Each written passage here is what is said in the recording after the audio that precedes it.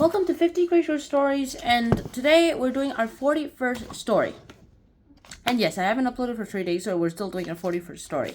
And today's story is called A Girl from Red Lion, PA. Let's get this started with. Red Lion, PA is just basically a place that, according to niche.com, Face ID, a great place where it offers residents a sparse suburban feel, and most residents own their homes. In Red Lion, there are lots of parks, and many families live in Red Lion, and residents tend to be conservative.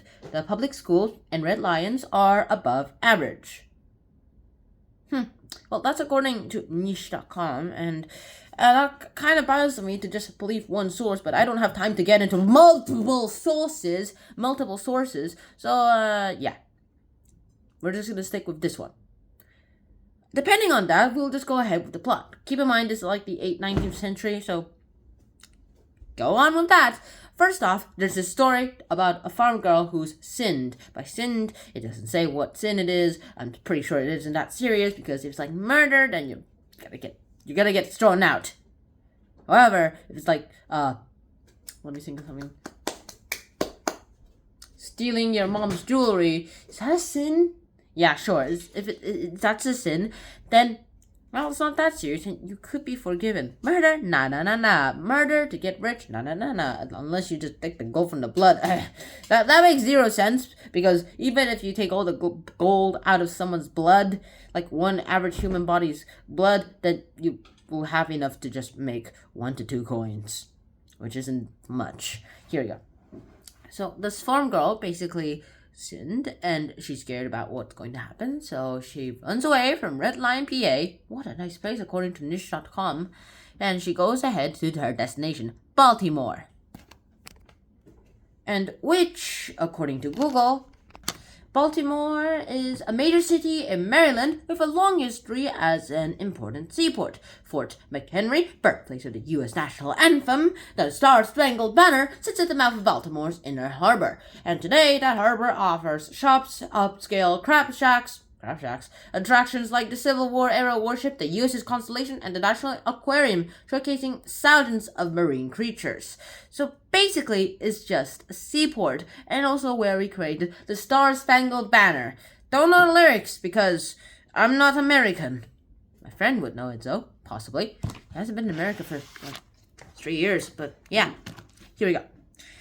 Now that she's at Baltimore, a pretty great seaport, and also pretty nationally historic, and a very national symbol, as a city that is, she just goes there and tries to live there, and she tells the cab driver, to go ahead to this ill-reputationed house. There's these people who just go ahead, comfort her. I'm not sure how it is ill reputation once I hear that. We just go ahead and figure out that these guys are not so bad after all, and that she didn't do a pretty big sin. And so she decides that she should go back. She can't afford it, so they're all like, hey, we'll pay for the return trip for you. And they give her the money for the return trip, and she goes back to Red Line, PA. I'm not gonna quote it again. That kind of makes sense. So what do we learn from this? I mean, the author is H.L. Mencken, and you go ahead and learn a lot from this. Maybe since it's 19th century, it's like, you should not sin, you shall not pass, as in Gandalf. It's you shall not sin, which was done by Jesus Christ, but hey, that's pretty much horribly failed to all Christians in the world. Well, most Christians in the world. Sorry Christians. Most Christians in the world. And it's also a tool to say that, yes, you may have sinned, but that doesn't mean that you can't be forgiven. I mean, if you murdered in your sleep without you knowing, and you have evidence to show that, then that's probably forgivable. If you didn't murder on purpose, and yeah, that's definitely unforgivable. However, if you go ahead and do a sin, as in like, steal your mom's or dad's, not your dad's jewelry, then that maybe still a sin, that's still stealing, but at least if you returned it in like a day, then that's forgivable, right? I mean, if your Christian mom forces you to go to this day where you say all your sins and you say, I don't believe in sinning, then you're probably going to first get a bunch of wide-eyed looks. Second of all, you're probably just gonna get kicked out. Third of all, your mom's gonna be mad. And fourth, you're just probably going to be known as going to hell, and we do not want that unless you're not Christian, and I'm not Christian. My dad used to be Christian, and he's atheist now. I'm atheist.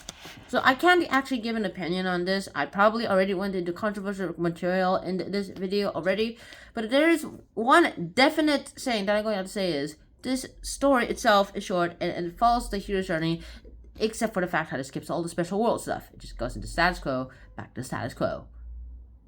Except for maybe meeting the mentor, but that's still status quo. Trials, enemies, nah, none. And reward, you're just gonna go home. Does that count? Maybe.